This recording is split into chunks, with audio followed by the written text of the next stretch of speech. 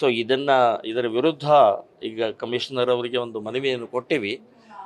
ಮೊನ್ನೆ ನಾನು ಬೆಲ್ಲದ ಮತ್ತು ತೆಂಗಿನಕಾಯಿ ಅವರು MLA ಶಾಸಕರಾದಂಥವ್ರು ಏನು ಒಂದು ಇದ್ರ ಸಂಬಂಧಪಟ್ಟಾಗ ಹೇಳಿಕೆ ಕೊಟ್ಟರು, ಅದನ್ನು ನಾನು ಬೆಂಬಲಿಸ್ತಾ ಇದ್ದೀನಿ, ಸಂಪೂರ್ಣವಾಗಿ ಬೆಂಬಲಿಸ್ತಾ ಇದ್ದೀನಿ. ಅವ್ರ ಹೇಳಿಕೆ ಸಮರ್ಪಕವಾಗಿದೆ, ಸರಿ ಇದೆ ಅಂತನ್ನುವಂಥದ್ದು ಕೂಡ ಹೇಳ್ತಾ ಇದ್ದೀನಿ.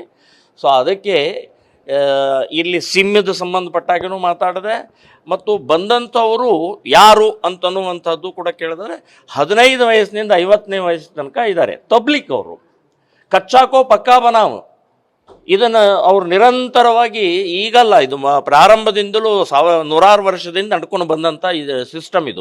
ಇವರೇ ಮೋಸ್ಟ್ ಡೇಂಜರಸ್, ಸೌಹಾರ್ದವನ್ನು ಹಾಳು ಮಾಡುವಂಥವರೇ ಇದೇ ತಬ್ಲೀಕ್ಗಳು.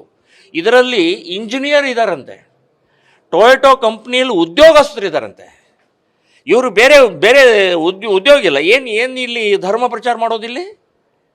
ಸೊ ಈ ರೀತಿಯ ಪ್ರಕ್ರಿಯೆ ಇವರೇ ಮೋಸ್ಟ್ ಡೇಂಜರಸ್ ಅಂತನ್ನುವಂಥದ್ದು ಹೇಳ್ತೀನಿ. ಬರೀ ಇವರ ID ಕಾರ್ಡ್ನಲ್ಲಿ ಇವರು ಇದರಲ್ಲಿ ಮೊಬೈಲ್ನಲ್ಲಿ ಏನೂ ಸಿಗುವುದಿಲ್ಲ. ಮತ್ತು ಗುಜರಾತ್ನಿಂದ ಬಂದಿದ್ದಾರೆ. ಗುಜರಾತ್ನಿಂದ ಇಡೀ ದೇಶ ತುಂಬ ಎಲ್ಲ ಹರಡಿ ಅವರು ವಿಷ, ವೈರಸ್, ಗಲಭೆ ಮತ್ತು ಈ ಮುಸ್ಲಿಮರಲ್ಲಿ ತುಂಬುತ್ತಾ ಇರುವಂಥ ದೇಶದ್ರೋಹಿ ಇವರೇ ಕಾರಣಕರ್ತರು. ಸೊ ಇಂಥವ್ರ ಬಗ್ಗೆ ನಾನು ಹೇಳೋದು, ಪೊಲೀಸ್ ಇಲಾಖೆ ಅಂತೂ ಅವರು ಗಮನಿಸ್ತಾ ಇದ್ದಾರೆ, ಅವ್ರದ್ದು ಸಂಬಂಧಪಟ್ಟಾಗ ನಡೀತಾ ಇದೆ. 100ಕ್ಕೆ 100 ನಾನು ಹೇಳೋದು, ಅವರು ಅಲ್ಲಿಂದ ಬಂದು ಇಲ್ಲೇನು ಮಾಡೋದಿದೆ ಅವರು. ಸೊ ನೀವು ಇಂಜಿನಿಯರ್ ಆದಂಥ ವ್ಯಕ್ತಿ ಬರ್ತಾನೆ, ಒಬ್ಬ ಟೊಯೋಟಾ ಕಂಪನಿಯಲ್ಲಿ ಬರ್ತಾನೆ ಅಂತಂದರೆ, ಸೊ ಏನು ನಡೀತಾ ಇದೆ ಇದು? ನಾನು ಹೇಳೋದು, ಅವರನ್ನು ಒದ್ದು ಹೊರಗೆ ಹಾಕಬೇಕು. ಅವರನ್ನು ಇಲ್ಲಿ ಈ ಭಾಗದಿಂದ ಇಲ್ಲಿಗಾಕ ಸಾಧ್ಯನೇ ಇಲ್ಲ.